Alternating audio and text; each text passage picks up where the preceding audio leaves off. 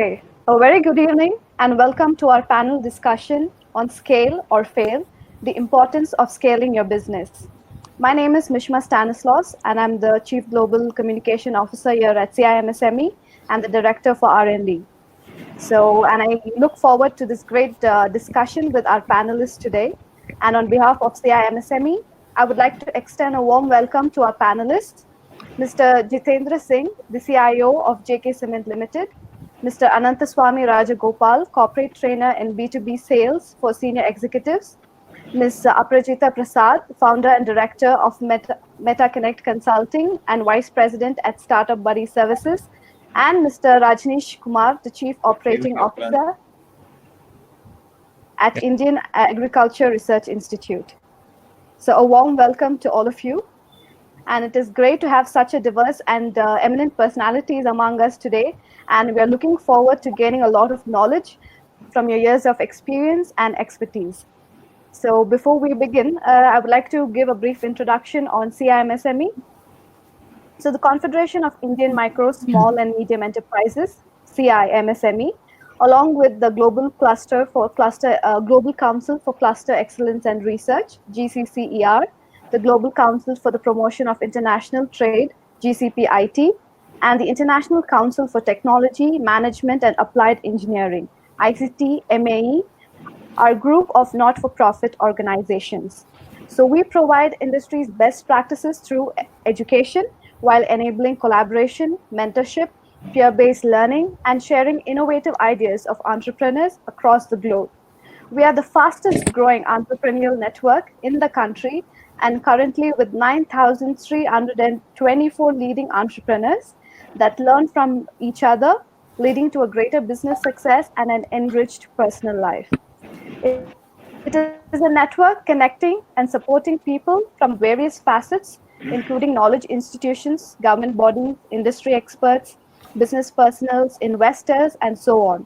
And so to whoever supports our motto, which is an holistic growth where competition is replaced by collaboration.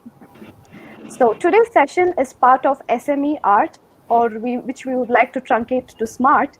It is an initiative of the CIMSME Gurukul. So this aims in creating a development strategy to transfer smart technologies, processes, and practices to small and medium-sized enterprises, thus making them viable in national and international market as well.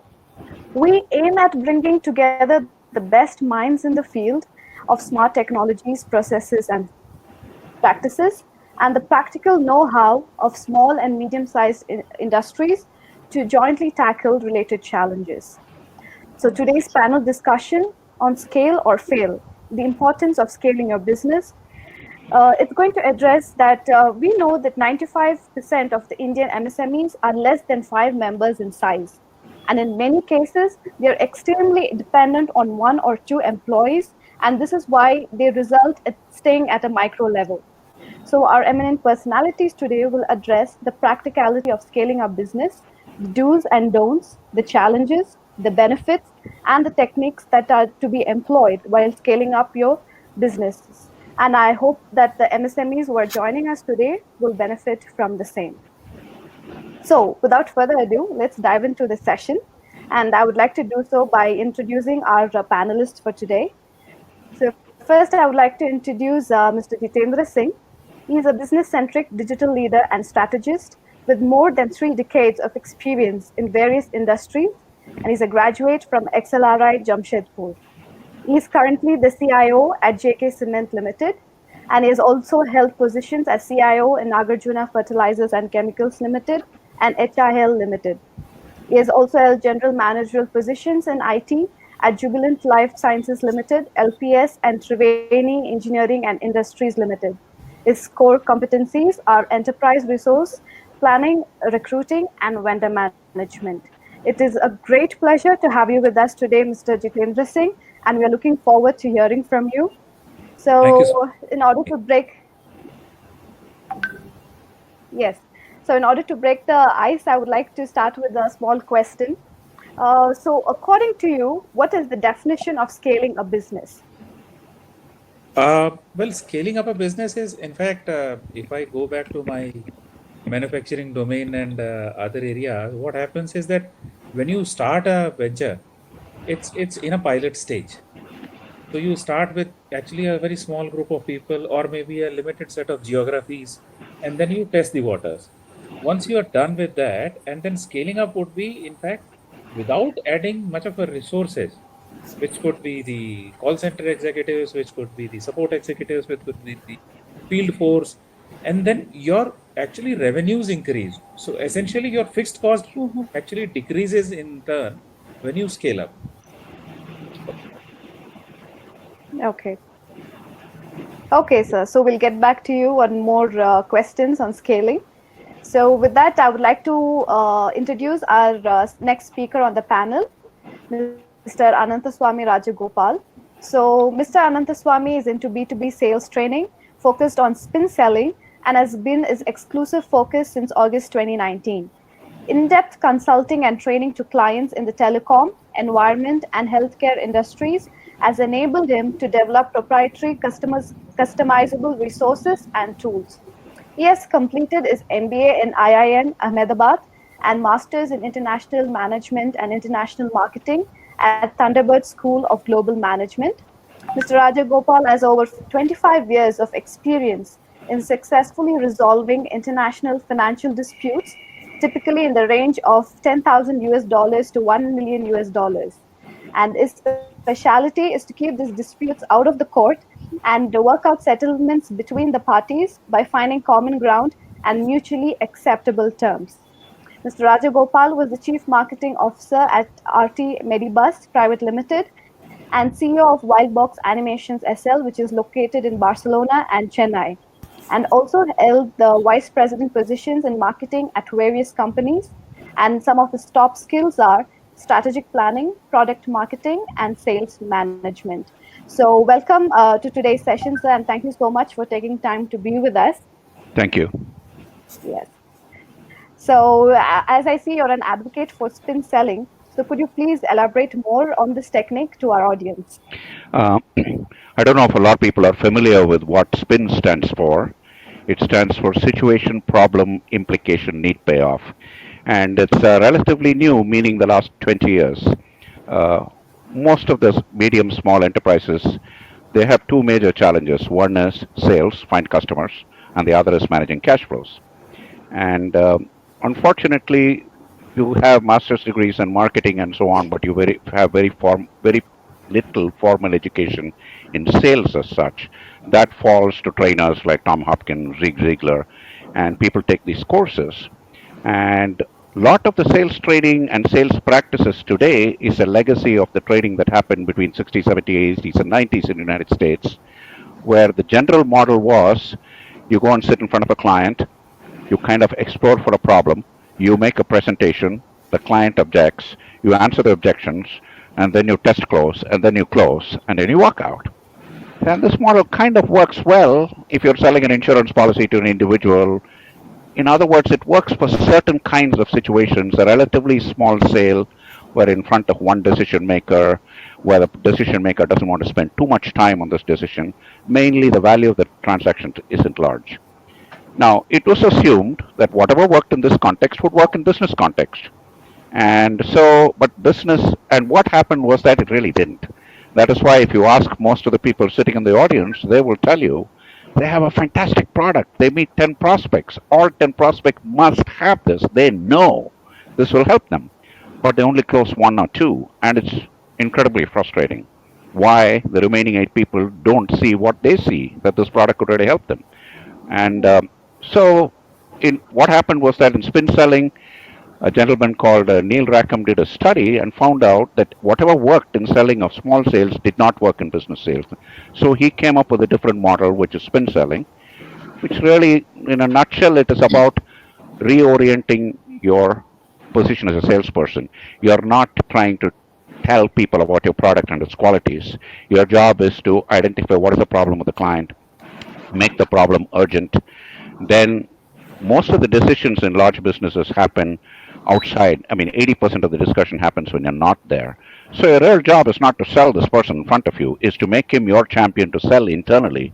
that takes a completely different mindset. Spin selling focuses on these things, and it's very effective. It'll increase B2B sales, double most of the people's efforts. So that's it. Okay, that was great, sir, and hope to hear more about spin selling with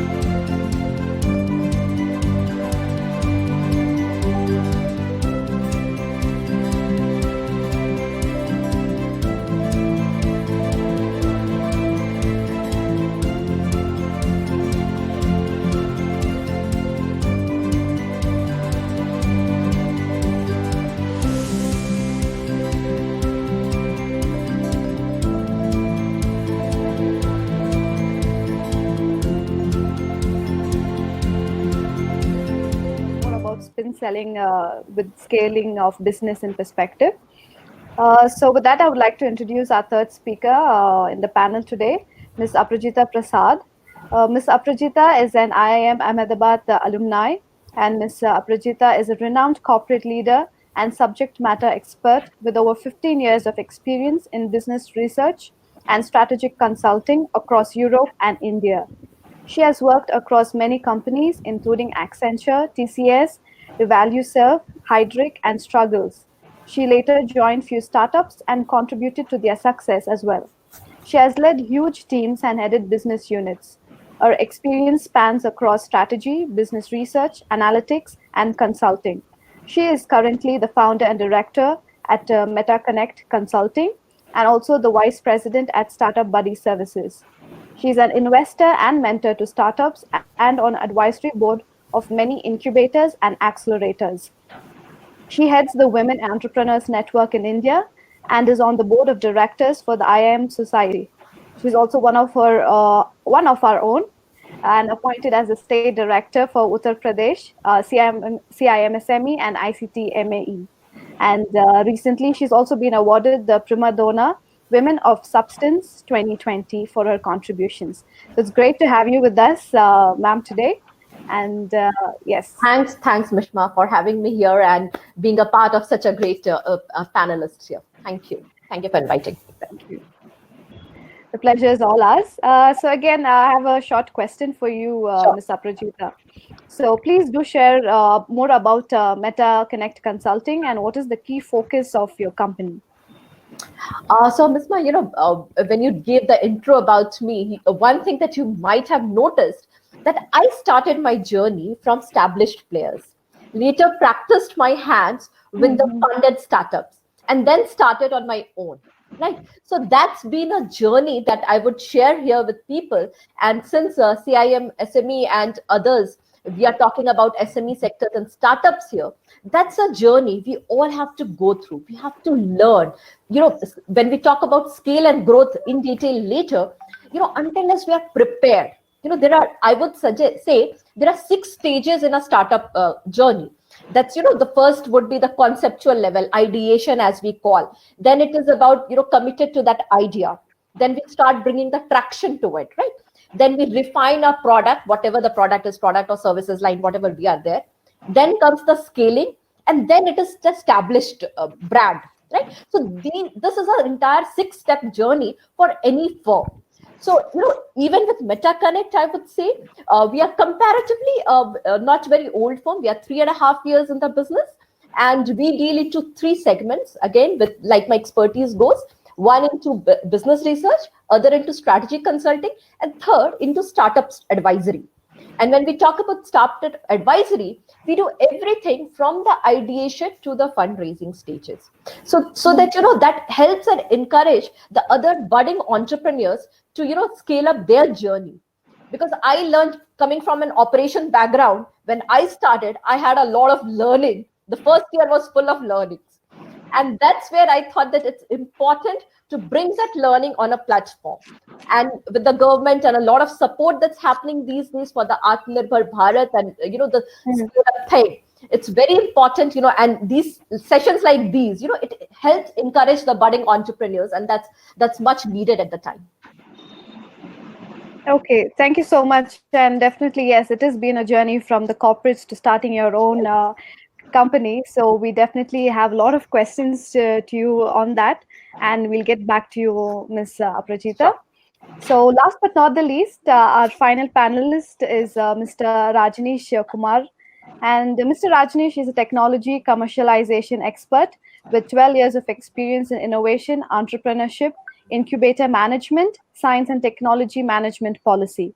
And currently is heading operations of Pusakrishi Incubator as a chief operating officer at Indian Agricultural Research Institute.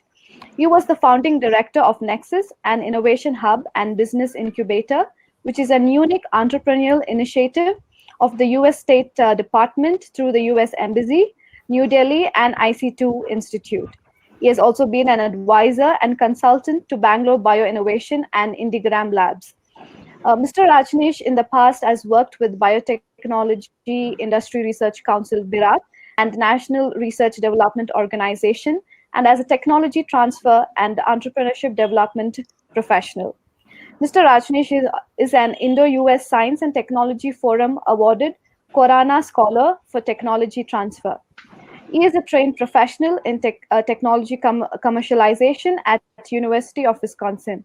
And Mr. Rajneesh is also an I3 2017 ambassador and was selected for the Training of Trainers program on Enterprise Development and AMP, Investment Promotion EDIP program, jointly conducted by the Confederation of Indian Industry, Department of Science and AMP Technology, and the Government of India and United Nations Industrial Development Organization, ITPO Bahrain.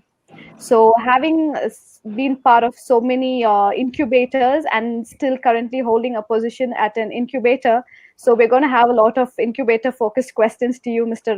Rajneesh. Sure. And thank you so much for being with us today. Thank you so much for inviting me for this extremely thought-provoking panel discussion. And I think a lot of discussion will come out that we're going to help a lot of SMEs, because right now a lot of pro-active policies are being promoted by Government of India, not just for startups, but also for the MSMEs as well. And now there is a very thin line of difference between a startup and MSMEs, how they need to define themselves. And more importantly, the idea is how they want to scale up. So the intent is very important for a startup as well as MSME, how they want to grow in this current structure, because policies are totally proactive, and they are supporting them in terms of funds, in terms of infrastructure.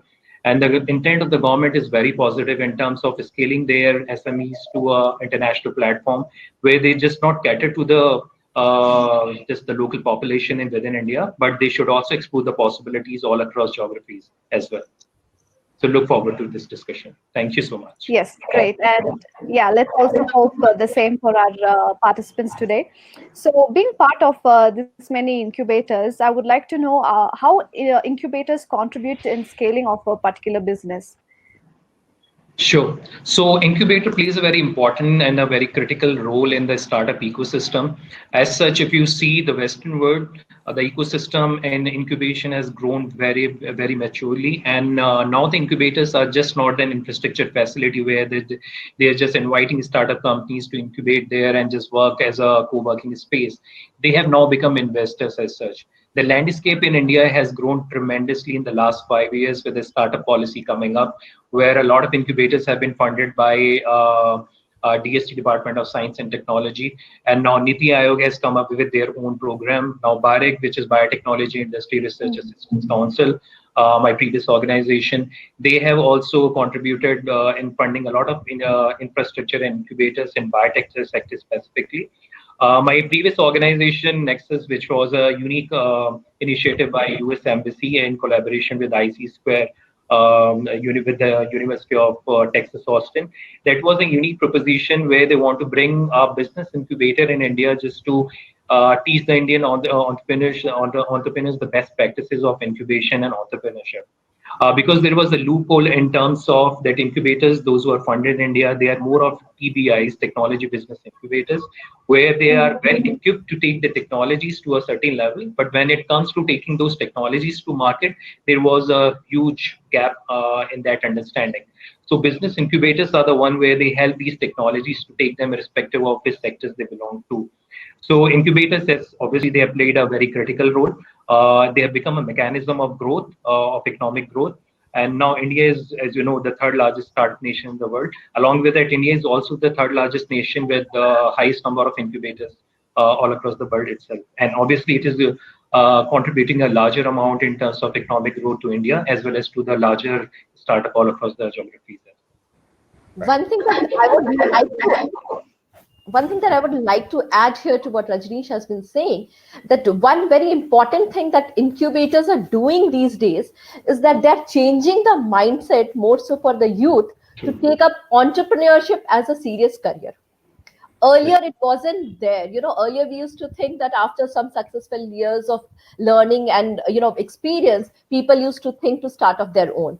But currently the trend that I'm seeing, the impact of these incubators and accelerators both, that a lot of youth, they are thinking to start on their own as a career. And if we look into the average age of the entrepreneurs these days, that's getting from 30s to 28, if we look at the stats. So that's one of the I would say that thing that's happening because of the impact of these incubators. Okay. Thank you, Mr. Rajneesh, and also Ms. Prajita for pitching in. So now we'll move into the full-fledged discussion now. So back to Mr. Jitendra Singh. Sir, how do you think scaling is different from growth of a business? Right. As I said earlier, that scaling would be actually with the existing resources. You try and actually, in fact, now the word grow has a different meaning here. You try and grow in terms of the revenues, in terms of the reach to the customers, in terms of actually adding more, if I can use the words, visits or linkages or connections. It depends on whether you are in online space or an offline space. For example, if I give you, suppose your sales and marketing team on ground is making 6 calls a day, one person. And with the help of technology and some kind of a process-driven framework, you are able to increase that per person visits to 8 or 10. That's scaling up, right? And then actually it gives you an opportunity to expand your geographies, also increase your sales revenue. And in turn, what happens is that your fixed cost remains the same, or maybe it increases marginally, whereas the revenues increase higher. So then your profitability is better, and then you're, in fact, coming into positive state of mind in the parlance of startup nomenclature is faster. When it comes to growth can be, you can actually grow through diversification. You can actually grow by increasing your team size and then reaching out to new geographies wherein you were not present earlier, and it had different constraints altogether, wherein scaling up would not have worked. For example, if I say that, suppose in a Hindi belt, if you have to scale up, you can scale up in geographies from UP to Madhya Pradesh by using Hindi as a language. But the moment you have to go into a domain wherein the language barriers are there, so now then you are looking at a growth, because then you have to grow your team size, then you have to grow the solution offerings, then you have to grow your product portfolio, and of course the diversification. And then sometimes what happens is when you scale up and when you are reaching a stage where you can in fact acquire somebody or join hands with somebody else also. So then organic and inorganic growth also comes into picture. So these are the two basic differences there. Both actually, there's a very thin line between the two. So sometimes actually they can be used as a replacement of the other. But when you get little finer, then you find that scaling up is actually making the best use of the existing resources and expanding your reach. Growing is actually you as an organization also, in terms of resources, in terms of solution offerings, in terms of product portfolio, in terms of services, you increase that size. Sir, also.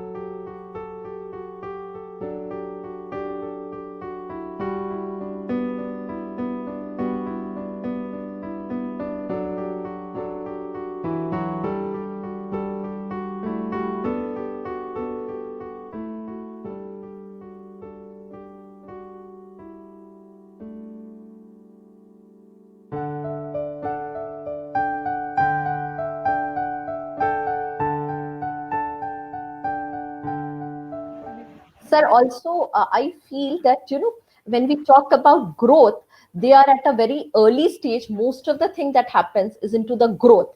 And maybe once we have the product or the services refined after, say, 2, 3 years, that's where we need to scale up. Like you said, that, the revenue or the cost that we are incurring into it is comparatively less or at an incremental level than what we did in at a growth stage, and the output that we get at a scaling up stage is much rapid, right? So Fantastic. I think uh, Very well. yeah, so growth is more so for an early stage, I would say, and the scaling is little when the product is little refined and we have it in place. Fantastic. Thank you. Yes. Yes, Mr. Jitendra, like you rightly said, there's a very thin line between scaling and growth, and often our entrepreneurs get, mix it up. So that is why I put forth the question. So thank you so much, and thank you, Ms. Aprajita. I So think I think want to add a small point here. I Sure. think yes, most people, when they think of scaling, always think you have to be a Google or a Big Basket or or a Byju's. You went from nothing to Shah Rukh Khan advertising a product. But it need not necessarily be that. Those are mega success stories. But for the bulk of the MSMEs, scaling really means that when you had 10 employees and maybe 20 customers, with 15 or 20 employees and a small addition in resources, you now have 300 customers. That's the Right. scaling we Well said. really talk about, which is from an MSME perspective, that's what it is. So when you see examples like the previous companies, they said you read about Google, 88,000 workers, 7 products with a billion users. I mean, that's once in a blue moon success.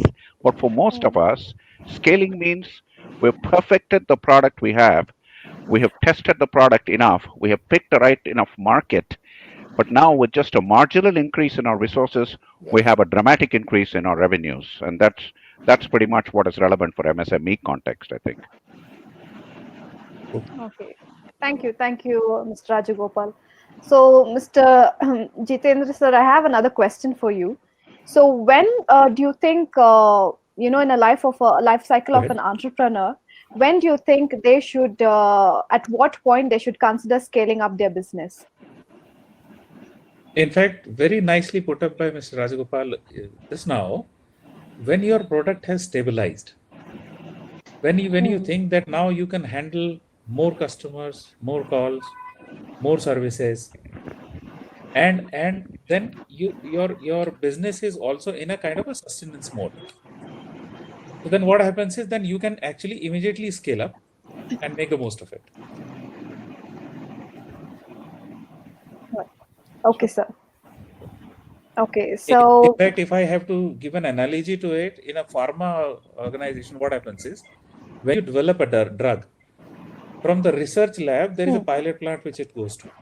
So you develop a very small portion of that. The moment that thing is successful, then you scale up and put up a full-blown plant. So that's actually called in a pharma industry, that's called a scale up only. So from a Exactly. R&D stage to a pilot stage to a scale up stage. True, true. So yes, thank you for explaining that with an example, sir. So next, I would like to put this question for Mr. Raj. So what do you think are the benefits one can earn from scaling up their business? There's a lot of benefits. I think the most important one is that you gain self confidence because you've now managed to transform a business with limited revenue into a success with much larger revenues. Once you have done that once, subsequent scaling, you gain the confidence because it's very tough initially to go from here to here. In theory, it sounds simple. In practice, for every 10 attempts, maybe 2 will succeed in scaling, the remaining will fail because scaling is complex. It is very challenging. So I think the biggest uh, benefit is that you as an entrepreneur now are ready for bigger things. Second, you've acquired so many skills when you scaled up. Your culture in your organization changes. You brought new people. You have learned how to delegate. You have learned probably how to form partnerships. You have learned how to subcontract part of the work. You have learned how to concentrate on your core skills. This is all a discovery process. And when these skills develop in you, you're ready for a much bigger organization. And of course, other big advantages is, when you have much higher revenue with comparatively lower costs, you have more profits. When you have more profits, you have more cushion to go through bad times. You have more access to credit. Eventually, you might find a buyer and cash out very nicely, which is the dream of most entrepreneurs. So, scaling obviously has immense advantages. I remember from my own experience, this was even before the internet era. We had a product in a company in the United States which was addressed to large retailers. Large retailers in the United States had a very prickly problem. They used to get a massive number of small bad checks, and it was like a mosquito bite. They had to do something, but these numbers would accumulate. $20 checks, you get 100,000 of them. Suddenly, you're looking at pretty large loss. And in order to address it, they would hire somebody. All of it was inefficient. They knew it was inefficient, but they had to tell management we are doing something about it. Our company had a perfect solution to this, but we banged our heads for 8 months, 9 months, acquired 2, 3 customers. We know the product worked beautifully with them, but there are 1,000 customers who are prospects, and the only way to do that was to hire salespeople. We didn't have the money. If you tell those salespeople to pay on compensation on success ratio, it takes 8 months to close one account, and very few guys were able to close it. So, so we were struggling around this. And one fine day, I was having lunch with a friend of mine from Bankers Trust, and she said, this sounds like a great cash management product. And my ears picked up. I said, yeah. She said, would Bankers Trust be interested in selling this and white labeling this? She said, yeah, this is fee income. We don't have to do anything. No risk, no nothing. And I said, how many retail clients do you have this size? And she said, oh, we have about 50, 70 maybe. The next 3 months, I worked with Bankers Trust, white labeled this product, got their lawyers to approve it, and we've perfected this product. We focused on making sure we were able to supply these clients, suddenly went from 3 customers to 40 customers, making sure delivery was perfect. My job was to make sure the relationship with Bankers Trust and all the nuances of managing them, teaching them how to sell it, teaching them how to market. But here was the big difference. We couldn't access the big retailers, but when the banker went to the CFO and said, I have a cash management product, the access was there. Once we waited for 6 months, I mean, when the first success came, there was such pressure from we had about 25 people in the company and greed. They said, why? We can go from 50 to 1,000. But my boss was a very smart man. He said, no, no, no, we got to perfect this. We got to make this work because if one customer complains to Bankers Trust, we're finished. So you concentrate on making sure no customer ever complains. We had a really good response team. And my job was we make sure the relationship with Bankers Trust works beautifully. They don't have any complaint with any aspect. And we paid attention to detail. When we perfected it for 6 months, word got around, other banks started coming to us. In the next 3 years, 40 banks signed with us. We went from 3 clients to 840 clients. And the total size of the company went from 22 to 55. That's it. And all of us it was a fabulous experience because this happened. Sometimes you need luck. Nobody would have thought of this. It just happened, that meeting happened. But we solved the problem. The problem was we couldn't afford the sales team to scale it. We didn't have the proper positioning of the product. The banks had a perfect position. They already had relationships. And it was easy for the banker to call a CFO and say, look, what about this? And the sale was nothing for the bank. It was like a handshake sale done. It was amazing. So that's the beauty of what you call it, serendipity, right? So you met somebody and then it just clicked, and that's the beauty of it. And the history is full of such serendipities which led to a great new discoveries and scale ups. One of the things that if you permit, I would add in here, one of the benefit that we get from scale up is also in terms of building the brand. It's not just in terms of gaining more market share or the revenues just, but that's the time when we start building ourselves as a brand. That's where we recognize ourselves, the market is accepting us, we are scaling further, the brand is getting stronger. And with that brand building, what would happen eventually is whatever the byproduct that you want to launch later, they would have that brand equity already built with them. So scaling up also leads further for your business expansion, the branding. Very good point. Yeah, so the next question is again for Mr. Rajagopal. So, being a spin selling advocate, I would like to understand how crucial is sales in the scaling up ladder, and how does spin selling in particular help? I think in the introduction I gave a little bit of thing Yes. about spin selling, so I don't want to go through that again. But let me just say, if you're an MSME, your biggest problem is sales, collections, and cash flow. This is it. Most of these guys have pretty much got a good product. They've done the research about knowing a good market, but selling is a problem. And they're not trained to sell. Most of these guys are engineers or techies, or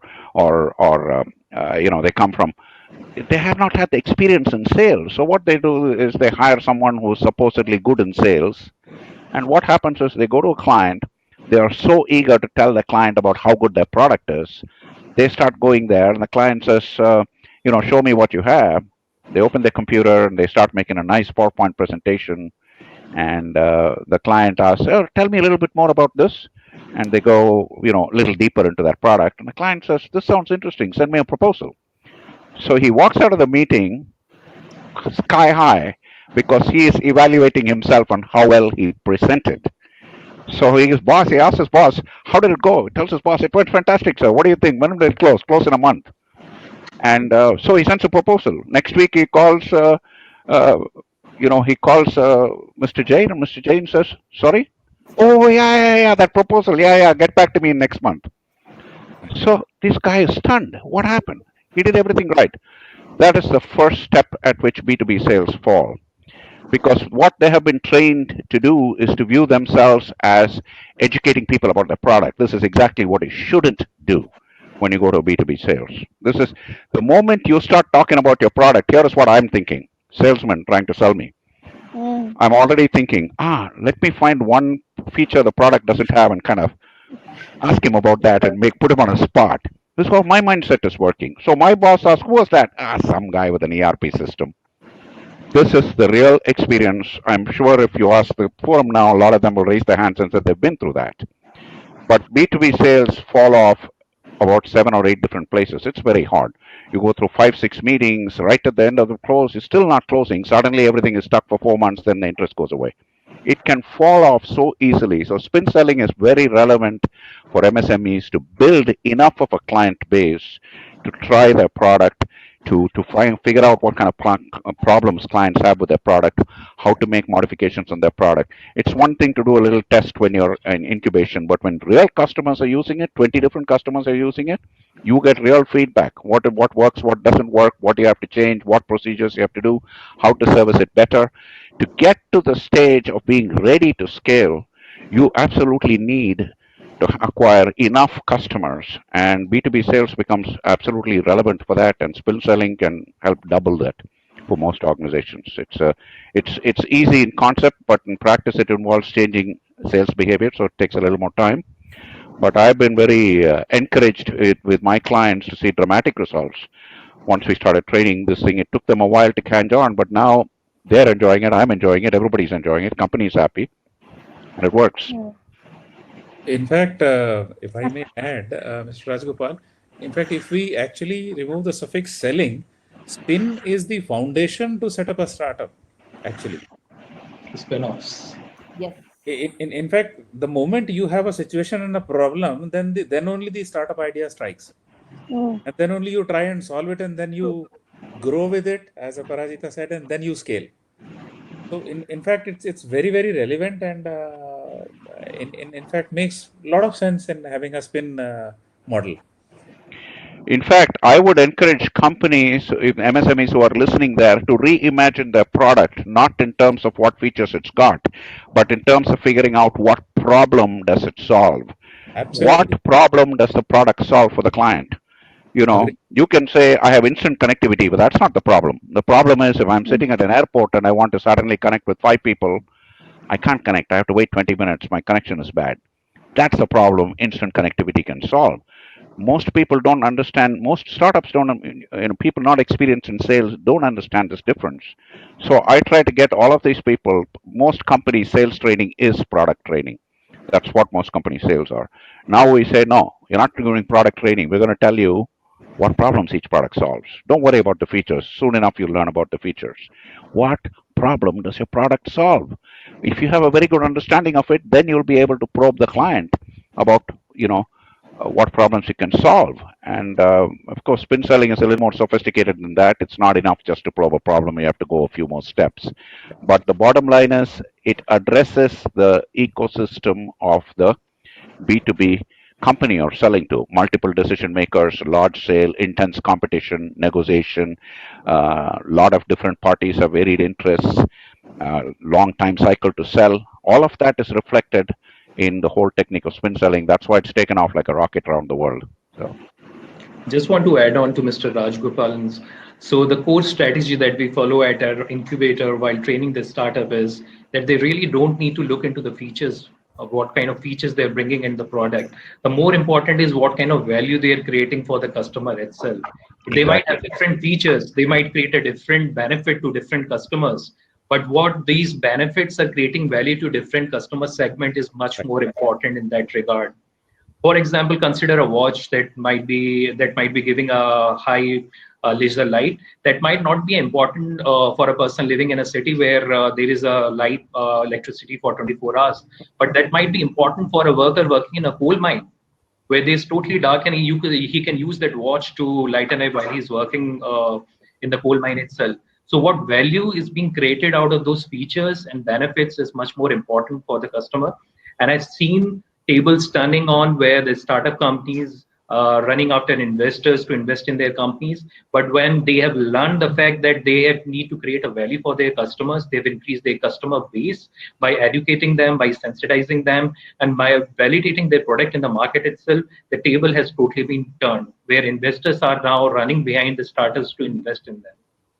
It's an interesting point you brought up because, interesting point you brought up because one of the things adage which we have in one of the companies I work with, we have a joke anytime news starts. We say, "Do you have tattoos?" They say no. So we're going to tattoo something. That's the first thing rule in the company. It's a joke.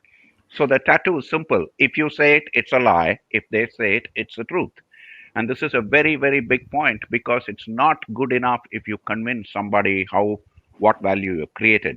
You have to make him visualize it, him state it back to you, because tomorrow when you're not there, he's got to go sell his people. And he will not remember your product features, but he will remember how it can help him. So what he is in spin selling focuses on these things a lot, and it's value creation, but the communication of that value creation, the granular level details. This is what spin selling does. One of the things that as an mentor to incubators, what I tell these startup founders at a very early stage or ideation stages, when they are validating their idea, the 3 pointers that I give them to validators, like you said, the lock and key model, there has to be a problem to which they are finding the solution. The second that I say is like, what is the frequency of that problem? How many times that that person would face that problem? That would eventually get you to the market size that you want to penetrate and your potential target base. That how many times that problem is occurring. And the third, when I talk about this idea validation, is whether you have the expertise for it or not. Maybe somebody wants to go to the moon and there is a market, but whether I have that expertise to take people to the moon or not, that is equally important for me as a founder to raise that startup. So, that what, how, and the skill set, these 3 have to be weighted along with to get to the right idea validated for an early stage startup. So thanks to all of you for the inputs. And I'm getting a lot of questions from the audience. So I would like to request the audience, we will take up the questions at the end of the panel discussion, because I myself have already a lot of questions to ask our panelists, but we will definitely take up your questions later. So with that, I would like to move to Ms. Aparajita. So as a strategist, I would like to know, you already did pitch in some of the strategies before, but if you can elaborate on what strategy should be employed when we are looking at scaling up. Well, like I said in the beginning only, the scaling up is like even the sir earlier mentioned that, scaling up is a stage when after we have done our product fine tuning, the refinement of the product is done, which is generally after 2-3 years in the life cycle of a startup. So there are 2 things what happens to any product. In biotech or pharma industry, we call it pharmacogenetics and pharmacokinetics. What we do to the product and what the market does to the product. What product does to the market and what market does to the product. And finally, eventually, after that tweaking, the finished product that's there. And after that finished or the finalized product is there, that's where we start getting into the scale up journey. So now, when you are in a scale up journey, the few things, that strategies that you need to build in mind is, firstly, definitely you are putting in lesser amount of money or the revenues like in the growth phase, but to attain a larger proportion of your growth, right? So you're just expanding with lesser inputs.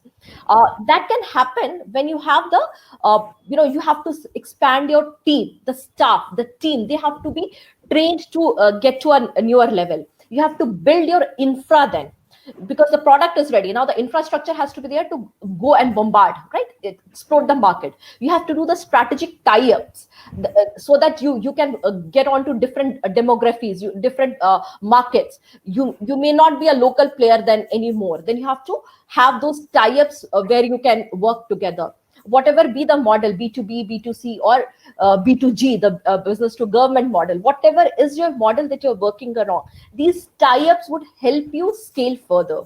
Not to undermine these days the importance of digital marketing as well, because after the world has changed with this post-corona or the pandemic era, most of the marketing that's happening, spreading the word, is into the digital marketing. We need to quickly get onto that mode as well. That's also a very important strategy for scaling up these days.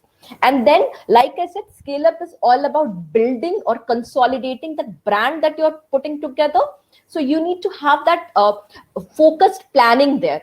Otherwise, what happens in a startup is like you go in all the direction, or as I call it, the ginger growth. You're pulled in all the direction like a ginger. But to keep yourself focused, you need to have that plan there. That a business plan, the project plan, or the vision that we call it. So these things, they require some effort, but they are very important strategies to scale further. And like Raj sir was saying, that a lot of these players, they may be technical expert, but at some point they may not be a typical businessman. They may not understand marketing. They may not understand how the business world is working. That's a place when you should be open to get views, opinion, or expert to help you do business. You may be great with your technology, you may be great with your product, but to get onto the market, you need expert who can help you gain more customer or the market share base. Okay, thank you so much. Yeah. Yes, This I just Mr. want to add a Rajesh. very interesting example. In the morning, I was taking a session for Technology Transfer Office at IIT Delhi, where I was giving a session on commercializing COVID technologies, which is a recent thing happening all across, and a lot of technologies is coming up. And the year 2020 will going to be remembered, apart from all the bad things, we're going to be remember one good thing it's going to be remembered as for a rapid innovation that has taken place, just not India, all across the world uniformly. So I was explaining them the technology push and the market pull kind of condition that applies in today's condition for COVID technologies. A lot of MNCs and larger corporates, they come out with new technologies and they want to push it in the market. But generally, there is no acceptance in the market because the customer are not using those technologies, or they don't know about their technologies, or the whole ecosystem is not there to adopt that technology as the part of their life.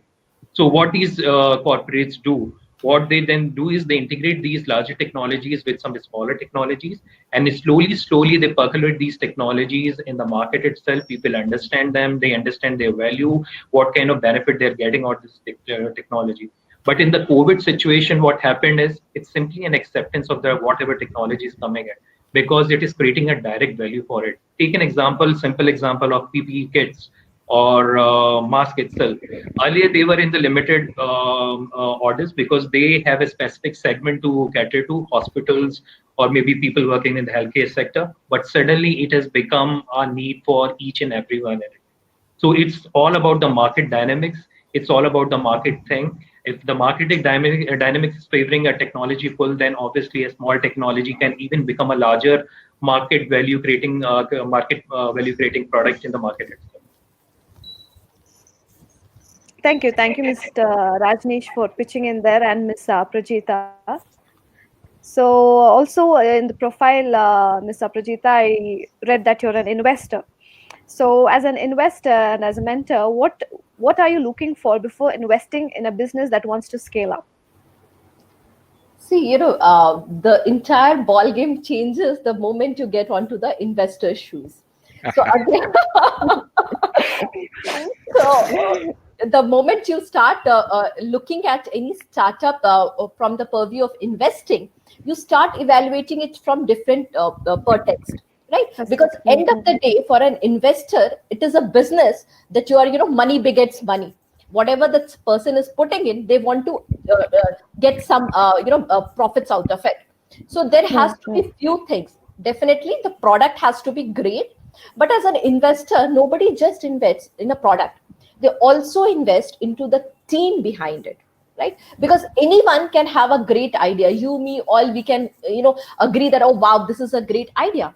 But whether that person, whether that team has that ability to implement it or not is what is equally important for a investor. Also, whether they have that market acumen, they have done the validation. one of the another thing when I talk about the core team or the people we invested, there has to be a balance in the core team. Nobody wants to put their money on a single member person. God forbid if something happened, the business cannot run on one person whims and fancies. So that's equally important. Also, I would keep an eye open about the exit strategies, right? As an investor, I need to see how the scalability of the startup is there, where others would pitch in and I can exit out taking the profits on my money, right? So I would also look into the exit plan for as an investor. So these two, three things are very critical point while validating just any startup, which most founders feel that it's only about the product. No, it's not only about the product. It's a amalgamation of lot many things. So yes, it's good to know from both perspectives. From being an entrepreneur and scaling up perspective, and being an investor and looking at what are the criteria you would see in a business. So that was great to hear from you, Ms. Aprajita. So now I would like to ask Mr. Rajneesh a few questions. So, Mr. Rajneesh, can a business thrive if it doesn't focus on scale up and it prefers to stay at the level it is at?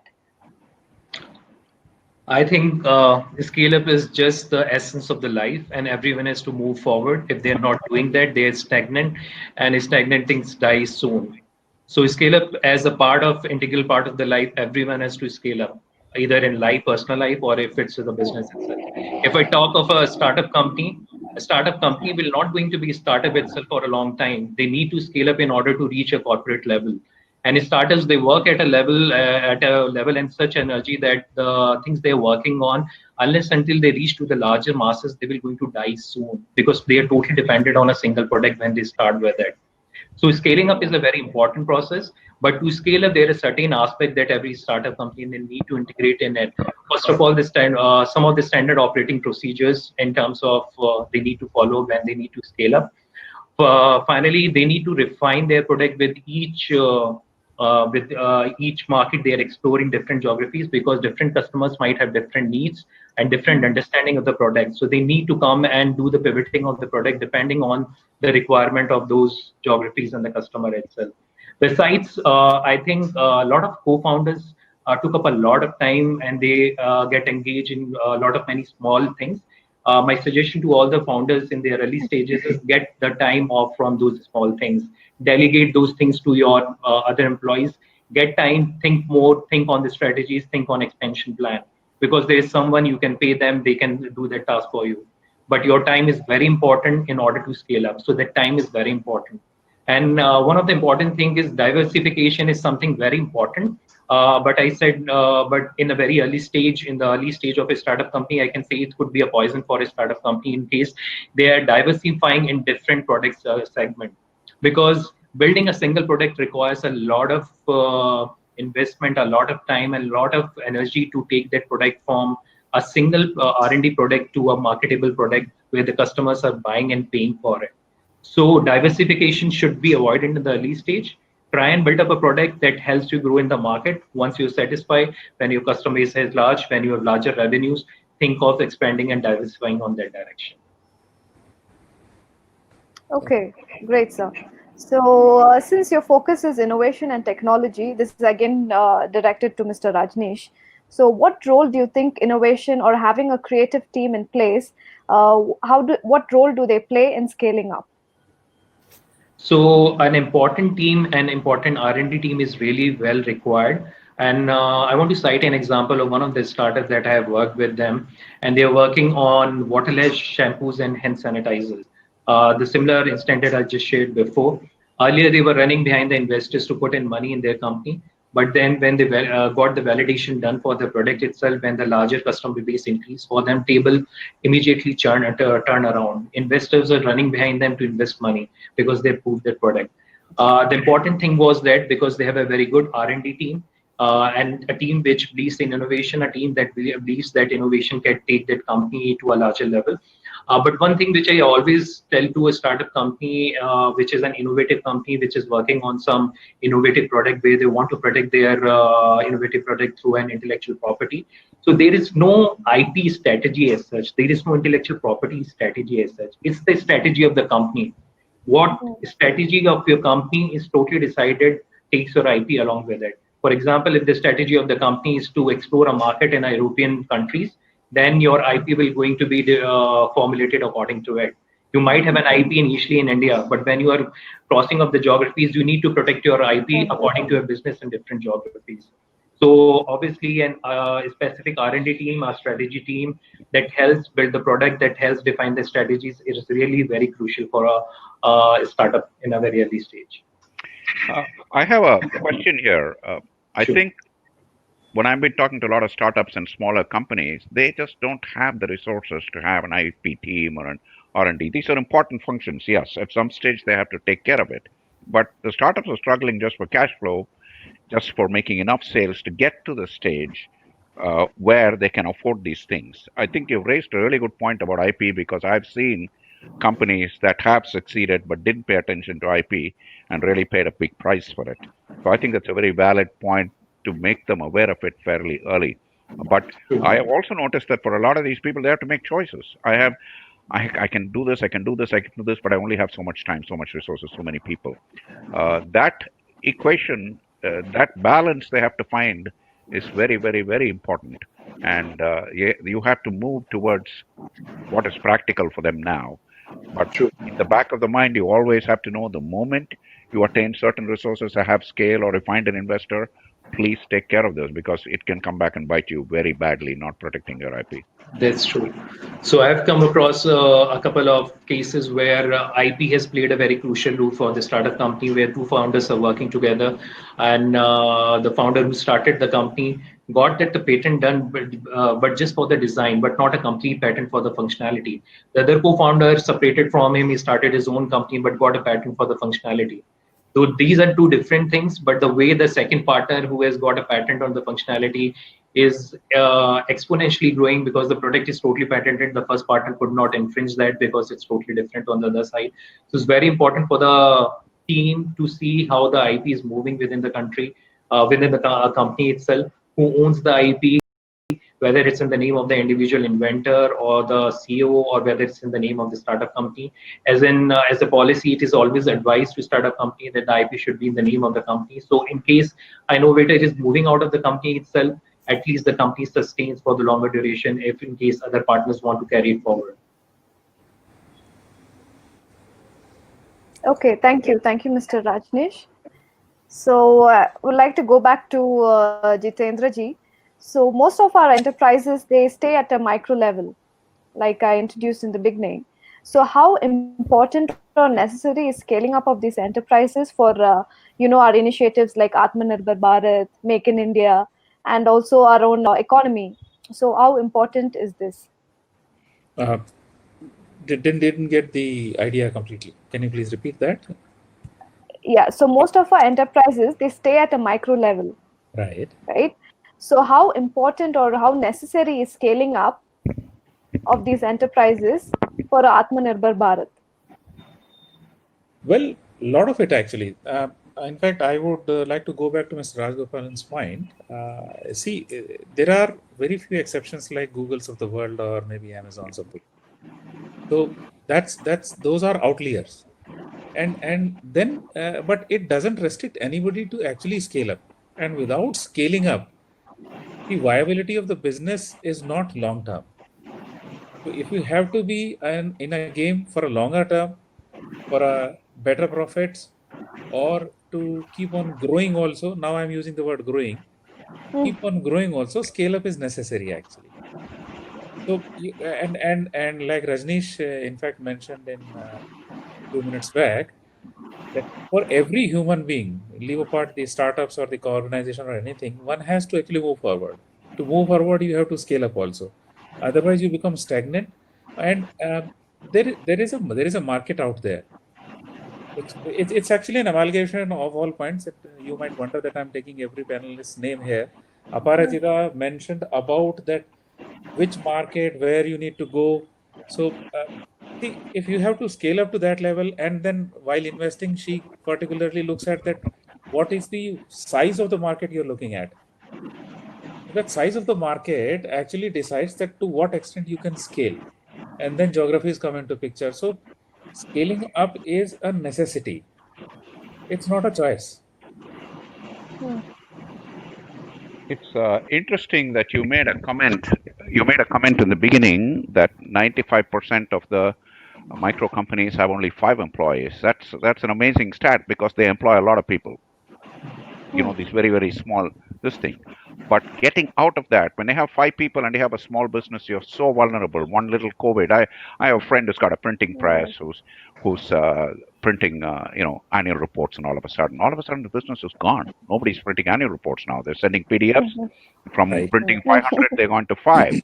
And he does not. He fortunately has the resources to move into. But a lot of these small companies, they don't have the Yes. financial resources. The best thing they can do is to find collaborative relationships where they can partner with somebody and say, you do this, I do this, together we'll explore the market. That strategy works well. I've seen companies succeed in that, but you have to find the right partner, of course. And who would not like to actually have more for a buck?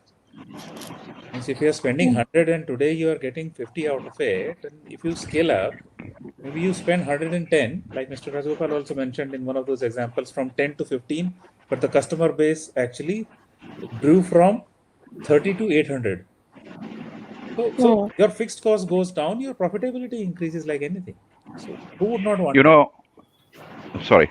Yeah, go I ahead. was talking to this guy who is the owner of Big Basket, one of the owners, Right. Vijit.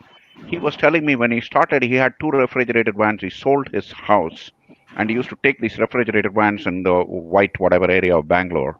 Those in Bangalore will know what I'm talking about. Whitefield, yes. And why? Yeah, and he was saying this went on for a year and a half, 2 years. My wife was driving me crazy, thinking, "What are you doing? This is not scaling up." And he realized he didn't have the resources to scale up. The model was working. People were demanding. People loved what he was doing, but he had no way to scale up. And this was right at the very early stage. Then he found a partner in which he had to give up a large part of the ownership to this new guy in order to be able to move to the next level. And he took an instant decision. It's worth it. I trust this guy. It's worth doing it. So he became a minority owner. The other guy became the majority owner, but the minority owner portion of it made him so rich. In 2016, he was awarded IIM Ahmedabad Entrepreneur of the Year, and he committed to giving 10 crores to IIM Ahmedabad. So that's not bad. Okay. Not bad. And this went from 2 vans where he was Right. struggling exactly with this problem. How do I get out of this? And he Correct. found. And I think a lot of things also depends on the intent of the entrepreneur and the willingness of the entrepreneur, how they want to progress and how they want to see themselves and their company in the next 2 or 5 years. If you see small startup companies who are just happy with 100 customers and growing organically and depending on just on the grants coming from the government, that's not the strategy for them. They will soon going to die because grant is something where you can just survive for a certain period of time. But in case you really want to scale up, you need to bring and infuse a lot of money because you need to build a product, you need to cover different geographies, different customer base. So that intent, that willingness, unless until it is not there in the entrepreneur, the company will going to die its own. Grant can only sustain you for the growth phase. Correct. For That's the true. scalability phase, grant cannot sustain you for that scalability That's phase. true. True. It's interesting. We were talking about innovation in this morning when I was one of my clients is an audiovisual.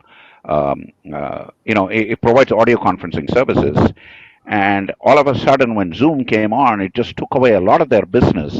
But these guys came back and said, look, what's the real problem Zoom has? It's having things like this video fading out or a voice is fading out because it's voice over internet. So they created this product, which was essentially audio conferencing coming on the phone lines, traveling on highway instead of kacha roads, but integrated with Zoom. I had this meeting, same meeting in the morning with 70 people, crystal clear audio. Pure innovation. Nobody thought of this. Nobody figured it out, but there is a need in the market. It's really exciting to see. And this is not a huge company, it's a medium-sized company, but this ability to constantly think about innovating is a very big part of scaling. And innovation opportunities occur when there is a crisis. When things in the economy go right, it's huge opportunities to innovate and get a jump on all your competitors. And so this company is doing this. Pretty interesting. And your spin model actually.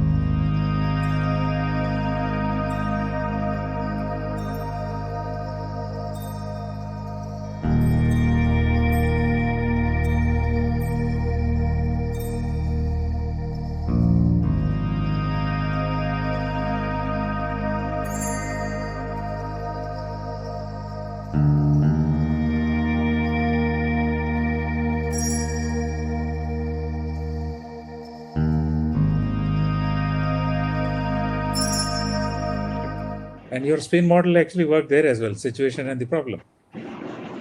Exactly. Right. But that Made in India initiative, a lot of companies I know are taking advantage of it and people are responding. Right. It's a powerful, powerful motivator to say I'm the only Indian manufacturer of this headphones, for example, is made in India. And it really helps when you go to a government organization, they give you preference automatically. So scale, you have to take advantage of everything that is Yes. available to scale, whether it's grants, made in India thing, innovative thing, collaboration with somebody else, you know, being in a forum like this, getting a meeting a bunch of people, anything and everything, you have to take advantage if you're serious about scaling, and you have to be obsessed with it. It just doesn't come easy. Once you decide to scale, that is your life till you achieve it. You have no time for anything else. And if you're not prepared for that, forget about it. You shouldn't Agree. be an entrepreneur. Thank you, sir. I'm sorry for a minute I had to get out because of power cut in my place. So I'm requesting the audience to kindly post the questions again so that we can take it up at the end because I've lost the questions.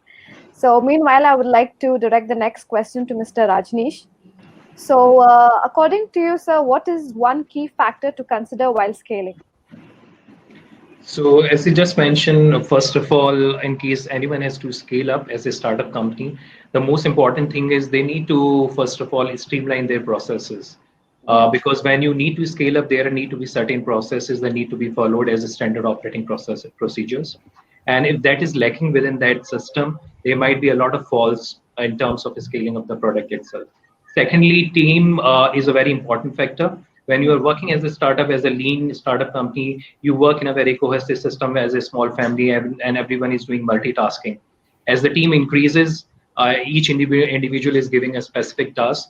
So the vision, the culture that was built, keeping that startup in mind in the early stages has to be kept intact while it is still scaling.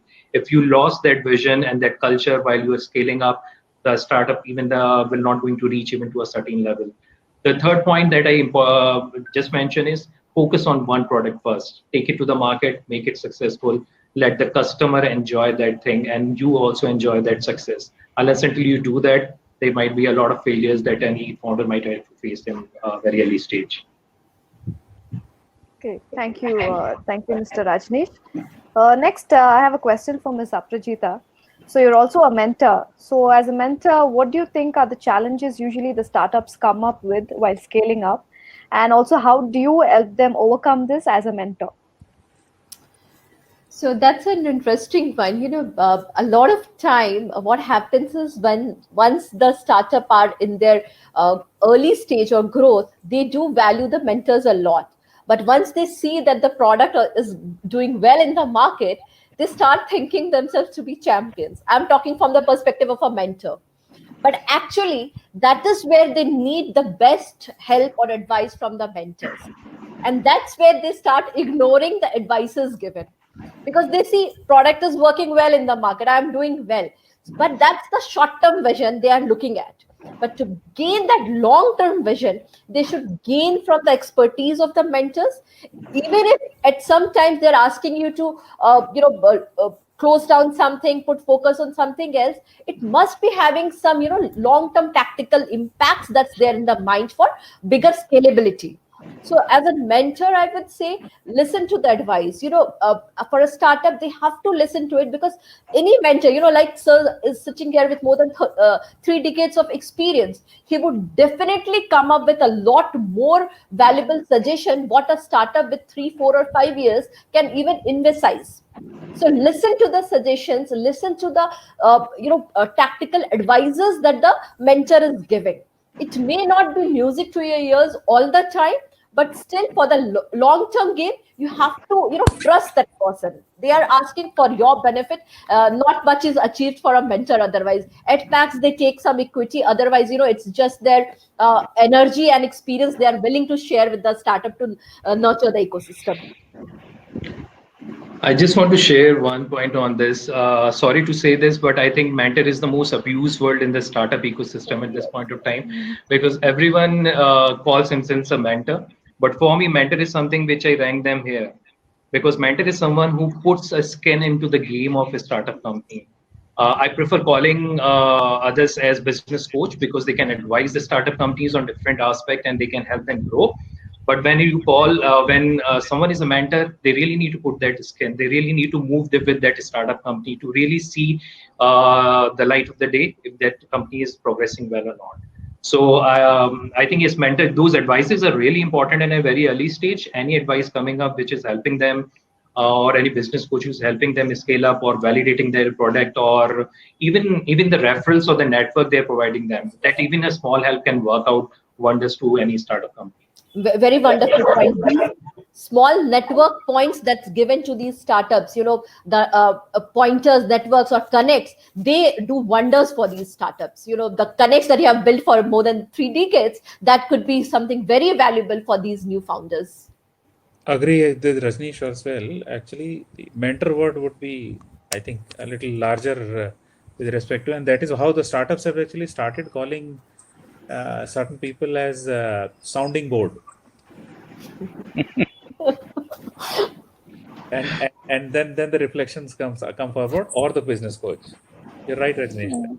Mentorship is a different ball game altogether. True. Okay, so that the next question is for Mr. Rajagopal, and this is the last question, and then we'll take the questions from the audience. So, Mr. Raj, how do you think a business culture or a company culture influences scaling of a business? I think Rajneesh mentioned that you have to keep your core values. When you start scaling, what happens is that some new people come in, they take a leading position, they are in the forefront, they get a credit. The guys who worked really hard to bring the company up to stage suddenly begin to feel a little threatened. Before it was a nice, chummy, close little relationship, all of a sudden it has expanded. New people are coming in, dynamics change, power dynamics change. And it's absolutely important for the entrepreneur to be able to manage these relationships, because everyone is there. Yesterday I was watching the Chennai Super Kings. I call them the Chennai grandfathers, uh, playing playing yesterday. They played absolutely horribly. At the end of it, Mahendra Singh Dhoni comes. He is so calm, so zen-like. That is what you need. You Yes. need that kind of zen-like calmness, because it's chaotic when you're scaling. Hundreds of issues come up. It's exciting. People want to dump. When we did this scale up, people are arguing, why are we wasting time? We got bank start. Let's go to Citibank. I know somebody in Citibank. If I get Citibank account, I'll become this rich. My boss had to say, calm down, calm down. You have to make everybody happy. You have to manage the sudden change in power relationships Yeah. within the company. That is a very big part of managing the culture. And the culture has to be, it can get very unhealthy very easily when you're scaling. Greed can set in when you're scaling. And unless you keep your values and you're clear about the vision, what did you set out to do? Why do you want to do this? What is the benefit of the customer? Are you keeping customer first? Are you just trying to jump in, making the quick buck to get out? Are you keeping the customer centricity in your company? These are all things only the entrepreneur, the leader can provide. And he is all important. If he doesn't have these values, I've seen very good startups, very good, not even startups, companies which have enough businesses, when they got to the next stage, the CEO just didn't have these capacities, the company just collapses. People start leaving en masse. It can be pretty ugly if you don't manage this well. Very well said. Actually, what happens is that here in framework and processes also play a very important role. Unless you have those, apart from vision and mission as well, what happens is this is how the bigger ships are maintained. As long as you are actually running a kayak or something, an individual or maybe a set of people can do that. The moment you need to scale up, you need to have those processes in place wherein actually the scaling up becomes easier and augmenting the manpower, the resources, the portfolio becomes easier and smooth, seamless actually. Also, one of the factors that Raj sir was saying, that greed comes in. A lot of times, co-founders in fight, they are something that drag down the startups a lot many times. So a lot of time we have been seeing that the co-founders split, at a junction where they could scale up, because and also the team then just disintegrates. So it's very important to keep the team or the core members of the startup together when they are scaling up. Correct.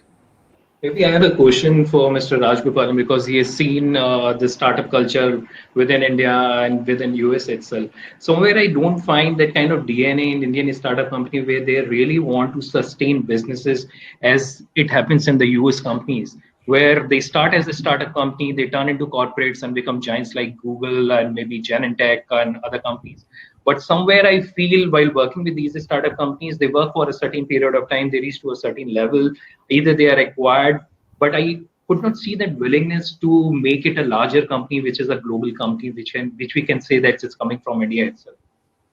I don't know. It's What hard do to you feel? generalize that. We have examples. You have your Cognizant. You have your. We have fair number of examples in India which have succeeded. I think that's changing a lot. I think 15 years ago you could say people were content with, okay, I've made some money, I'm comfortable, etc. But when you're in a startup and that ambition, very few people have the kind of ambition to drive like Elon Musk has or the Bezos has. You can't really compare them. It's once in a blue moon. You can get one Mukesh Ambani here, but bottom line is that's not relevant for most of the startups. For most of the startups, you need to know what your goal is. Why are you doing this? If your goal is that at the end of 5 years I want to sell out, make this much money, and move somewhere else, that's fine. If your goal is that I want to build the best company in this field and I'm willing to pay the price may be that you don't have a family life. The price may be that you have to share power. The price may be that you have to give up some of your rights. So it all depends on what you want and what your drive is. So I would encourage MSME guys who are scaling up to go talk to people who have actually scaled up. Ask them what problems you faced. Ask them what challenges you faced. Ask them, how did you personally handle it, and find out. But a lot of it is your goal. In general, the work ethic in the United States is much more focused than here. I don't know if it's still valid statement to make. About 20 years ago, I could absolutely say that. I think it's still pretty valid. It's a culture around. If you don't perform, you die. I mean, I might have delivered 10 banks, but if I didn't deliver the other 10 banks, my job was gone. Somebody was ready to deliver them. That culture is there. Here in India, that culture is not there. There's no way they're going to, even if you're not performing, you're not going to be there. There, it's so performance oriented that you don't have a chance. If you what you did yesterday doesn't count at all. What did you do for me today counts. That means you live in the present, you deliver in the present, you don't live on your past laurels, and you focus on have I got done what I have to do today. Past doesn't matter. That kind of culture, I think it's changing in India. I'm seeing a lot of it now among youngsters doing that. But I think in another 10 years you will see that. But It's hard to generalize in a large country like India. That's true. Thank you so much for this explanation. So that's been a very interactive, thought-provoking panel discussion, I would say, and we've gotten very good feedback from the audience. And so now we'll give them a chance to put up their questions as well. So the first question is from Mr. Suhas. He's asking, how do MSMEs create their brand? So Digital. Sorry, go ahead. Go ahead. Go ahead. Aparajita. I'll take that question from Swaz. You're talking about the brand building aspect of it. The moment you start with an idea, that is the point the brand starts building. It's like a child is born, and just like our own reputation builds over the year, the brand starts building. Your brands built from the name you give the name to the startup, from the tagline you have, from the logo you have, from the scheme you have, from the product delivery quality. Every time a satisfied customer is there, that builds the brand. But the very first step, the origin, if you say, the origin starts from the day that idea, that notion of a company is there. That's where the brand is born, and then everything goes on from there. And reputation, the quality, that's definitely the main thing that builds the brand equity. But to keep that image intact in the brand recognition in the market, you need to have that logo, that trade name, the tagline, the color, image, everything in place. That's the journey, how you slowly build that brand recognition in the market. Yes, Mr. Rajneesh. Yeah, I think, Sorry. sorry. The Yeah, please go principles ahead. of brand building, it does not varies from a startup to small and medium scale enterprises. It's just the same all across. It's just like creating an image. It's your face value. It's the face value that you want to show in the market. No one wants their face to be covered. No one wants their face to be dirty. Just on the similar lines, you have to create a brand which is clean, which is acceptable, which everyone associates the services or the product with the kind of company you are growing with. So it's very important to create that kind of brand, and obviously there are tools and mechanisms that brings in, but the most important thing is you really need to strike the behavioral pattern or the behavioral aspect of the customer itself. Unless until you do it, you will lose as a brand. People will going to forget you after some time. But unless until you hit their behavioral pattern, and if it is so deep, they will remember you as a startup company for a larger time. I think Very one of the crucial things that also happens in branding is it's very hard to create a brand, but it's really easy to lose it. All you need to do is to have one bad customer experience who puts it on Facebook or Twitter or whatever it is, and before you know it, it becomes viral, and it's almost impossible to build it back. The implication of that is that you must have super responsiveness to customer concerns really fast. I've seen companies, personal experience, where they screwed up something, but the way they responded so impressed me. I wanted to continue with the company. Man, these guys are responsive. I don't care if they make a mistake, if they're this responsive, and you become more loyal. So you can turn it around. But by the same token, these very same companies, once they've reached a certain size, suddenly the responsiveness goes away. This thing sets up. The really smart companies, they never lose the responsiveness. I've heard that Jeff Bezos goes into his call centers and spends a day every day here. I don't know if it's true, but I've heard this, and I believe that because that's the focus they have. The customer centricity, because the customers can make or break you. It takes a long time to build a brand. Brand is also related to scaling. It's hard to have a brand if you have a small group of customers, but scaling is directly related to branding. But in today's world, which is so digital, you have to be really, really aware how easy it is to lose your brand, and that becomes really important. If you think about how you lose your brand, then you'll do all the things right to build your brand. I just want to add a personal story of me related to the brand building and the customer experience I had while I was a student on a scholarship in US, and I missed my bus and I bought a ticket for $30 for it. So when I came back to India, I thought maybe let's just talk to this company and ask them that I missed this thing, can they refund it or not? Because I was living on the scholarship. So I tried it, but on their website it was mentioned that they don't refund the money once it is lost.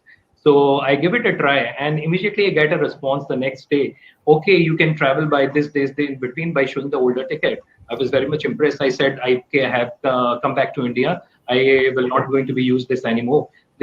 then they realized the actual situation. They said, don't worry, you just send us the ticket number, we will going to refund your money. And they refunded the money in this just 1 week. It's not about the money, but it was the experience that they've given me. Yes. Until date, I remember that company, that the kind of experience they've given me to be a part of that journey. And you're sharing it with us all. Yes, yes. So that's the brand they are building. That's That, the you know, brand. yes. So they may have, the ticket was like you said $30, but the brand recognition they are getting is much more than that. True. Absolutely, actually. So there are actually combination of things. In fact, first is you need to resonate with your customers, existing and potential ones also. You need to create a trust in their mind. Third is, of course, the experience, like Rajneesh and Mr. Rajgopal also mentioned all those things. And your experience, actually, that is where the word of mouth works very well.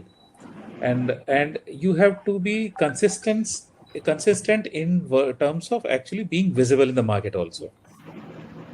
Once you've created a brand, either you have to be Amazon's or Google or Apple of the world, wherein your brand is created, then you don't need to push it forward so aggressively.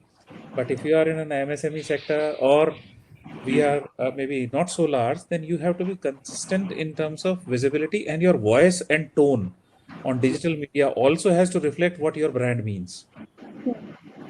One of the recent examples that we all must be remembering is the Zomato case. You know, that Absolutely. picture went viral, you know, somebody eating up the food.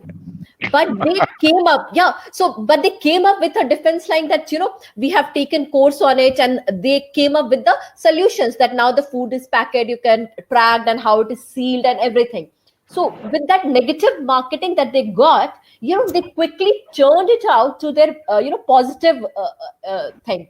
So that's Yeah, but also very important, you know, with this digital media. You know, one, that picture image went viral, it would have been very disastrous for them, but they were quick enough to respond to it and save yes, their face. Yes. true. So next we have a question from Mr. Balaji. He has started a startup as a caterer, and he has all the equipments, manpower, funding. But when approaching companies to become a contractor, they're asking for experience. And since he has experience just as a supervisor and manager, and not as a contractor, he's not able to get contracts. So he's asking how to deal with the situation. For every startup, acquiring the first major deal is such a challenge. It is not easy, but Yes. but you have to be persistent. Eventually, you need to convince these people that I can meet the need. The issue is that I can contract, I'm doing this. If they see that you understood their need and their problem and that you can solve it, they will give you a chance. If you just say, I provide all these services, I do this, will you please give me a contract? They'll say, no, you've got experience in doing it. But so you need to change your focus into truly understanding what is their need, which you can uniquely satisfy, somebody else can't satisfy. What is their need? I remember when I was a international marketing head of a company, of a healthcare startup. You know, our system was $500 a month. The market leader, Allscripts, was $280 a month. They had like millions of customers. We didn't have even one. So when the doctor asked me, "Are you crazy? Why should I pay 500?" So I looked at him and said, "Is that your car outside?" He said, "Yeah." I said, "It's a BMW 7?" He said, "Yeah." I said, "You paid $90,000 for it?" He said, "Yeah." I said, "Why don't you buy a Hyundai?" He said, "What?" I said, "Why don't you buy a Hyundai?" I said, "Let me ask you, can all scripts do what I can do? You say you want 8 doctors, they want to change their screens on the fly. Can all scripts do that? No. Can my system do that? Yes. Am I meeting your need? He not only signed up as my first client, he just put me on to 3 hospitals and we signed quite a lot of accounts with that. But that first sale, I was honest with him. I told him, look, you're my first client. If I fail with you, my company closes down. If you are not happy with me, you lost $500 a month for 3 months. Not a big deal for you. You can switch. But for me, if I fail with you, I'm done. I'm finished. So, what kind of service do you think I will give compared to Allscripts, who has got 250,000 clients? What service do you think I will give? You call me at 2 a.m. in the morning and it's snowing in Michigan. I will come to your office, sir, because it's my life. I have to succeed with you. It resonated with him. He gave me the account. But it is always hard. Getting that first client is hard. You go back to the drawing board and find out what is this unique need of the customer that you can satisfy better than the client. And customers will give you that thing. Show me your experience is a nice little thing you throw away to get rid of you. Don't get faced by that. You say, hey, you're going to be my first customer, and that's why you should work with me because I'm going to give you more service than anybody can give me because my life depends on succeeding with you. Do you understand that? Convince him of that. I'll give a example here of the similar segment. When he mentioned about he's into the catering business, I understand it's always like a chicken and egg theory. The getting the first client or the experience first. We recently had a startup. It was, since I also lead a lot of work into the Women Entrepreneur Network. So there was a startup by some women, and they were doing interesting work into the food segment, into those catering snacks and those things. So they were also trying to get one of their bigger orders. So I was just trying to get hold of one of the events that we were conducting at some place here in Gurgaon for the startups. So what I asked this girl was, why don't you bring some of your sample products there, put up a stall there, and since there are more than 200 plus senior level people who are attending the events, maybe they could just taste the sample, the presentation, and the service of yours, and that's where you can interact and get in a few of the clients there. So the service quality, the product quality that they could see from there, just as a sample, could lead you to get a good business out there. Because catering is again a very tricky business. We may not want to fail at events with the quality food and services, because that's what matters a lot in most of the events. So I think that was one of the way to put the foot in the door with the direct sampling there. So maybe that's something that you could try. I'm just sharing one of my experiences. Good idea. Okay, since we are running out of time, we just have a few more questions. We'll address that and close the session. Sure. So the next question is by Mr. Sushil. So can you differentiate between EOS, which is Entrepreneurial Operating System, and Scaling Up System? And which system is more effective and sustainable? I think Rajneesh is the perfect person Rajneesh, to answer Rajneesh this. being an incubation, We're also begin with that. Yes. Yes, okay. yes. So, can you please repeat that question again? Can you differentiate between Entrepreneurial Operating System and Scaling Up System? And which system is more effective and sustainable? So, there's a very thin line of difference between these. If you talk of system as such, to talk of, but it totally depends on what kind of entrepreneur you are, what kind of thought process you really keeps on. Do you believe on a matrices where you check up the boxes and you feel, okay, these 5 boxes I've checked off and I'm complying to all the factors, I may scale up. But is that the current right dynamics that already also exist in the real market itself? So that may be just a testing factor to go for it, but you really need to check the waters. What exactly are the situation in the real market to test on your product, to test on your entrepreneurial skills? So I would say it may be just a starting point to check initially as a trial, but you really need to check on the dynamics of the market and the customer itself beforehand. Just don't go by itself. I think one major difference is that you have to unlearn a lot of things. As an entrepreneur, you're always in control. You're very hands-on. Moment you go into scaling ecosystem, you need to delegate. You need to give power to people. You need to trust them, and you need to manage. You really need to let go. Many of the things that you learned as an entrepreneur will actually come in the way of against scaling, because this very things that made you successful as an entrepreneur, you may have to unlearn when you scale. And it's very hard, giving up power, giving up personal control, staying right on top. That's a very hard thing to do. It's easy said than done. But the moment you decide to scale, you need to find really good people you can trust. That's a really most important decision, if you ask me. And then you got to let them do the job and let them run. And you need to step back and encourage them and be a mentor and a coach to them rather than being the doer. So that's a huge difference between the entrepreneur system and the scaling up system. Well, very well said actually. And being nimble actually is initially in initial stages, being nimble is one of the core areas of strength. But let's not also forget and acknowledge the fact that when you have to scale up, then the processes and systems come into place. Yes. Exactly. So as an individual, if I have to comment on an EOS and scale up are both complementing things. They're not comparable. See, EOS would be like EOS is foundation. You need to have a vision. You need to have a mission for it. You need to have an alignment within the partners also. Your team should be aware what you are trying to do, what you are trying to achieve. So these are the basic threads of EOS. Whereas scale up is actually taking those threads to a next level. Both are complementing things. In fact, I don't think we should be even actually comparing that. Yes. I think one of the things that may also occur when you scale up is that some of the goals you started with or some of your vision might actually change because of the experience, and you may need to be practical and take advantage of that. But if you don't communicate it to all of your founders and your starters, that you kind of made a little course correction, you can have a major misunderstanding. I've seen Perfect. that happen. Perfect. Okay, so the next question is again from Mr. Sohas. When should startups have an advisory board? Day one. Yes. you know, for any startup, when we get it incorporated, so the Ministry of Corporate Affairs has this rule that within 30 days, you should have an auditor appointed.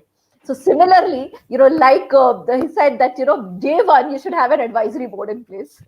So I agree to what Rajneesh has been saying. In fact, sometimes it helps even if you have not even Free. started.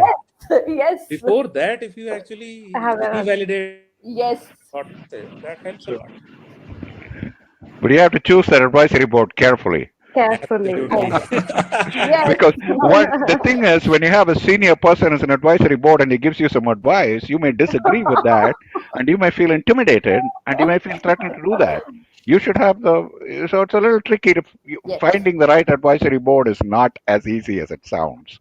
Correct. Somebody may look very attractive, his resume may look very good, but you want to talk to a bunch of people before you actually commit to saying you're in my advisory board. Correct. I've again seen advisory boards be dysfunctional because some egos get in and all the way.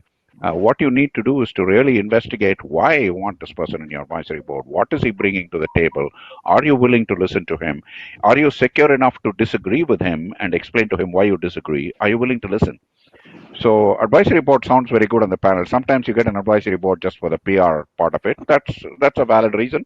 You have some big name people on the advisory board. That's a valid reason to do it. Now I'm not saying you shouldn't, but you should be careful in choosing your advisory board. Also, the experience that the advisory board brings should not kill the enthusiasm. Yes. Because a lot of times startups and founders come up with such bizarre ideas which may sound bizarre to the experienced brains, but they are the ones which would lead to the changes. So that's a thin balance where, like sir was saying, you should have that energy or courage to explain to the experience that your enthusiastic idea is worth exploring. As to when you should have it, I think when you really decided to scale, you absolutely need an advisory board, because your mind is so selective. You're only looking at the positives. If this happens, I'm going to have so many clients. This is going to happen. This is going to happen. Your eyes are lighting up, becoming saucer-like. Your advisory board will tell you, hey, pal, it may not be that easy. You will fall to the ground. Did you think about this? Did you think about that? In other words, you make the case for why you shouldn't scale. Advisory board will and try to see if you can make that case. It is very tough to do because you're so committed. Your mind is already selectively only picking up that information that support your scaling decision. Advisory board is very useful at that stage because they can bring you back to the ground and save you a lot of fatal mistakes. So I think when you're about to scale is a good time to get a good advisory board. But I think sometimes entrepreneurs are too smart as compared to the advisory board. And the famous story goes to the Theranos one, Elizabeth Holmes, where they have the advisory board, including all the top-notch people from the American startup ecosystem. But the kind of disaster that company came up with was a well-known fact. So sometimes even entrepreneurs are much more sharper and smarter than their advisory board, and nothing comes out of it. I'd say if you're an entrepreneur and you're not happy with an advisory board, don't hesitate to get rid of them. If you True. need to. If you're the wrong advisory board, so it's good. That's why a mentor is also important. If you really get a true sense of the word mentor, they will advise you right. But the definition of a Right. mentor, which Rajneesh used, is correct. Somebody who's got skin in the game, where it really matters to them whether you succeed or fail, where it matters, it affects them That's true. personally. If you fail, that's a mentor. If you're just sitting back giving advice and saying, guys, do spin selling, that's not a mentor. Okay, mentor is someone who's saying, just put your money in there or is putting a lot of time in there and is giving a lot of their emotion, and it reflects on them. They don't want you to fail because, it reflects on them. That's a true mentor. Mentors will help you select a good advisory board. Right. So I think that not only answered the when question, but also what, why, and how. So with that, I will take a last question, which is how to convince relationships at an early startup stage. So I'm guessing it's like how to create good relationship at a very early stage in a startup.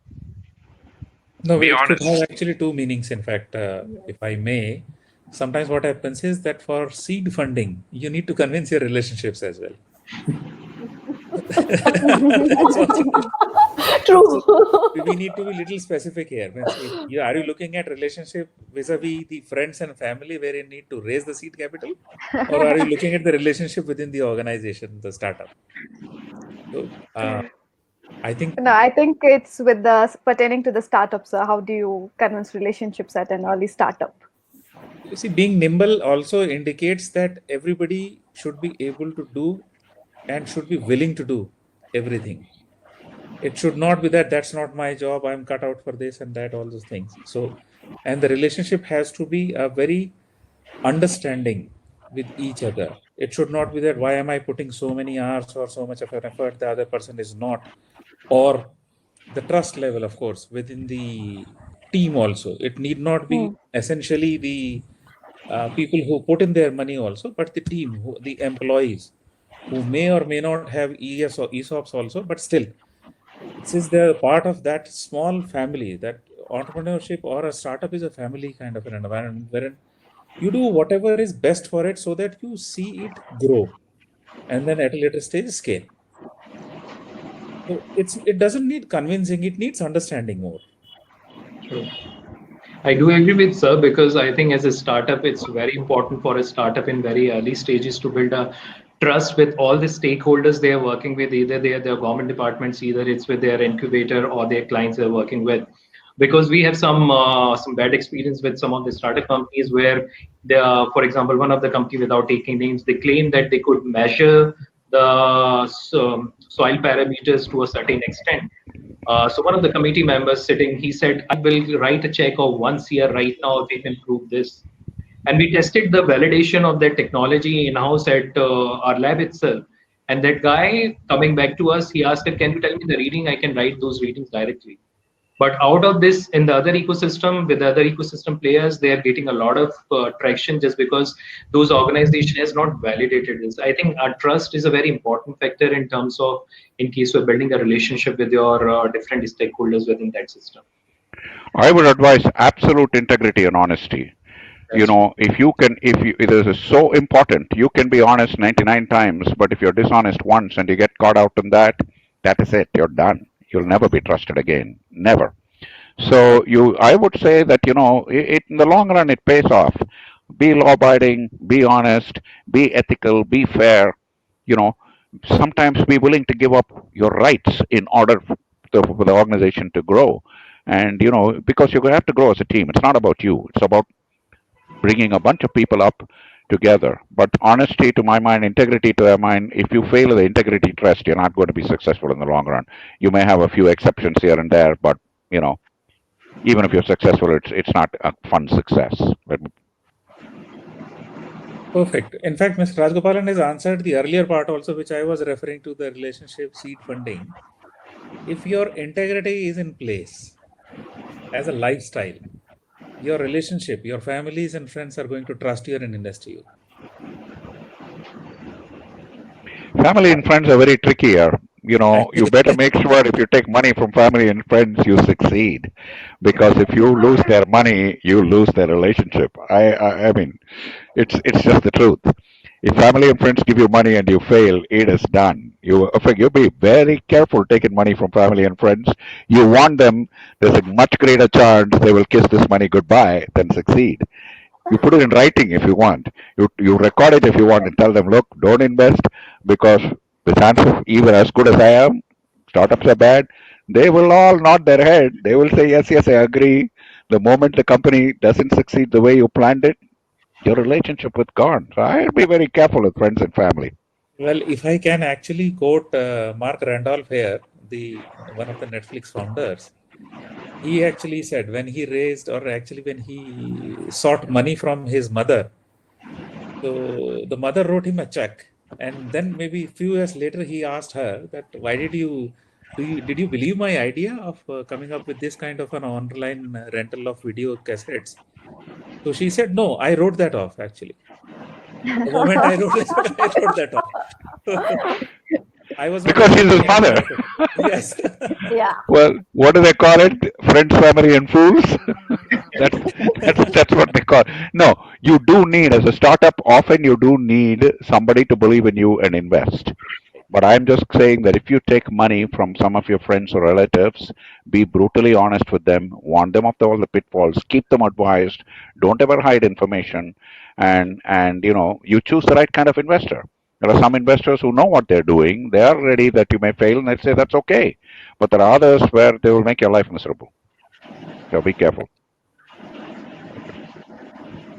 So, yes, I think with that, we'll come to the end of today's session. And our Santosh sir is from the audience, and he's saying that today was one of the best sessions so far. And I couldn't agree more with that. It was very insightful, thought provoking, and interactive. And I'm sure we all definitely had fun. It wasn't just like a knowledge sharing session. So thank you so much for being with us, and at such late hours and on a weekend. So again, on behalf of CIMSME, I would like to thank Mr. Jitendra Singh, Mr. Rajagopal, Mr. Aparajita, and Mr. Rajneesh for being with us. Thank you so much, and we're looking forward to having you all in for further sessions, because this has been a real fun session. And it has definitely been beneficial to our MSMEs, because you can see the feedback rolling in, and they are very happy with the session, and they've definitely learned a lot, and hopefully it's beneficial in scaling up their respective businesses. So thank you so much for being with us. Thank you Thank for you. You did a Thank very, you. very nice job. Mr. Dhoni would be proud of you. Thank you. Yes, yes, I would like to share this. Yeah, when me and